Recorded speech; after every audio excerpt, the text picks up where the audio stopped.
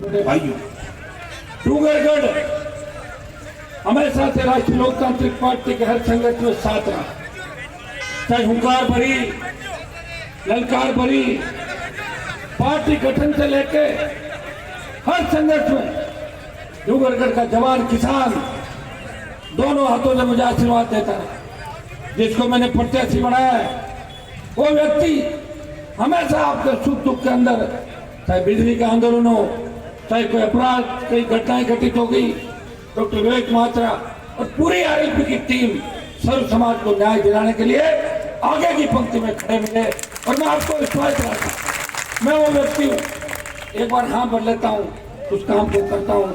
अगर आप मेरा साथ दोगे, इतना ही विश्वास दिलाता हूँ, पीठ दिखा के नहीं भागूंगा, आगे की पंक्ति में खड़ा मिलूंगा। डूंगरगढ़ के अंदर जो मुकाबला हो रहा है, इसके अंदर चतुष्कोणीय मुकाबला डूंगरगढ़ का, और चतुष्कोणीय मुकाबला है तो आराम से आप लोग जीत जाओगे। तकलीफ किसी बात की नहीं है। सबसे ज्यादा नौजवान राष्ट्रीय लोकतांत्रिक पार्टी के साथ है। ये जय जवान जय किसान के नारे के साथ इस पार्टी का गठन हुआ था। तो मैंने आपको वचन दिया था, जब भी किसान जवान को मेरी आवश्यकता पड़ेगी, मैं सत्ता छोड़ के सड़क पर मिलूंगा। भाइयों, देश के अंदर जब तीनों कृषि बिल आए, उत्तर भारत के अंदर मोदी की परोसी थाली को ठोकर मार के अगर किसान को उनके सम्मान की लड़ाई किसी लड़ी, तो नागौर के साथी ने सत्ता छोड़ के खड़े से लड़ाई लड़ी। जब देश की सेना को ठेके में दे दिया, जवानों के लिए किसी ने संघर्ष किया और मेरे छोटे भाइयों के हक और अधिकार की लड़ाई लड़ी, तो जोधपुर में 2 लाख जवानों की रैली करा के लोकसभा ऑल पार्टी मीटिंग के अंदर 1 दर्जन बार अग्निवीर अग्निपथ के मुद्दे को उठा के मोदी सरकार को चेताया। उसका परिणाम ये हुआ कि पहले 25% अग्निवीर लेते थे, 50% वापिस भेजने की बात थी।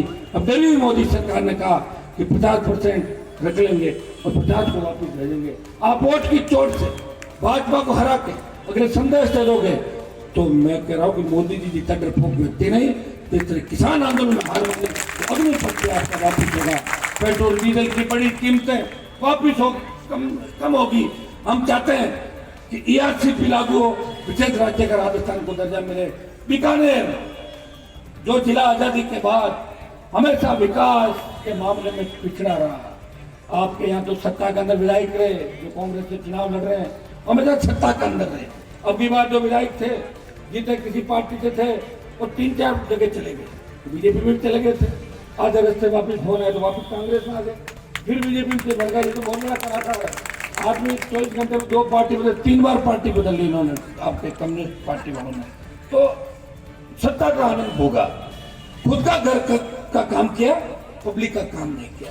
राजनीति को व्यापार बना दिया नेताओं ने। यहाँ हर कोई व्यक्ति आता है, वो चाहता मैं व्यापार करूं, मेरा परिवार आगे बढ़े, मेरे बच्चे विदेश में पढ़े, भगत सिंह हो, लेकिन पड़ोस के घर में, मेरे घर में नहीं, तो भगत सिंह जान देनी पड़ती। ये स्थिति प्रदेश के अंदर। भाइयों, उठो, अपनी ताकत को पहचानो। ये बार समय नहीं आएगा, 5 साल बाद समय आएगा। ये तो बीजेपी की आंधी चल रही है, कांग्रेस की आंधी चल रही है। आजाद समाज पार्टी और आरएलपी का गठबंधन, सत्ता के ताले की चाबी हमारे पास रहेगी। हम मजबूत से सीटें जीतेंगे और डूंगरगढ़ सीट आपने अगर जिता दी, तो मैं आपको दावे के साथ कहता हूँ कि हमारी सीटों की संख्या 60 होगी। जिता दो क्या डूंगरगढ़? अब सुनते रहे तब तो पास में चले जाओगे। और जोश बढ़ लिया आज से ही। हनुमान जी खुद आए वोट मांगने, बोलान देखे गए। भीम हमारे आर्मी के बच्चे, भीम सेना के बच्चे, तेजा जी के भक्त और राम सफीर के भक्तों ने अगर ठान लिया, तो निश्चित रूप से डूंगरगढ़ की सीट राष्ट्रीय लोकतांत्रिक पार्टी के खाते में जाएगी। कोलाइट की सीट आरएलपी के खाते में जाएगी, खाजूवाला की सीट आरएलपी के खाते में जाएगी। लूणगढ़ सर्च के अंदर भी हमारा प्रत्याशी तेजी से आगे बढ़ रहा है। 1-2 मीटिंग वहां भी करूंगा। देखिए, लोग, नौजवान चाहता है बदलाव हो। मिला जुली का जो खेल है राजस्थान के अंदर, आखंड भ्रष्टाचार के अंदर डूबी कांग्रेस भारतीय जनता पार्टी, जिस तरह खरीद फरोख्त हुई, बदरी माफिया का आतंक, पेपर लीक की घटनाएं, बहन बेटियों के बलात्कार, नौजवानों की हत्याएं, नशे में बर्बाद होता राजस्थान। कौन जिम्मेदार है?